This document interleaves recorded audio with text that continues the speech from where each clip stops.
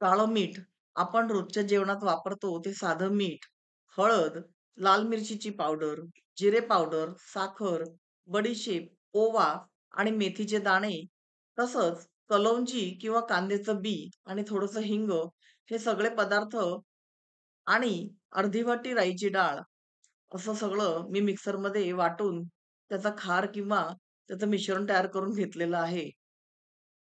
तर हे मिश्रण आपण ज्या फोडी तयार करून ठेवलेल्या आहेत, त्या फोडींवर व्यवस्थित पसरवून घ्यायचं आहे.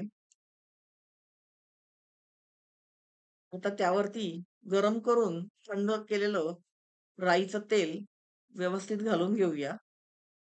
या राईच्या तेलामध्ये गरम करताना मी थोडंसं हिंग सुद्धा घातलेलं आहे.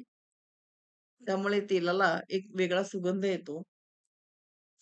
हे मिश्रण जेव्हा आपण एकत्र करतो, तेव्हा शक्य तितक्या नाजूक हाताने ते सगळे पदार्थ व्यवस्थित मिक्स करून घ्यायचे. कारण आवळ्याच्या फोडी शिजलेल्या असल्यामुळे त्यात तुटण्याचा संभव असतो. या लोणच्याला 3 ते 4 दिवस ऊन दाखवलं, की लोणचं सहज वर्षभर आरामात टिकू शकतं. कोणतेही केमिकल किंवा लिंबाचा रस वगैरे घालण्याची काहीही गरज नसते. अतिशय चवदार आणि चटकदार असं हे लोणचं चटकन तयार होणार आहे. करून बघा आणि मला नक्की कळवा.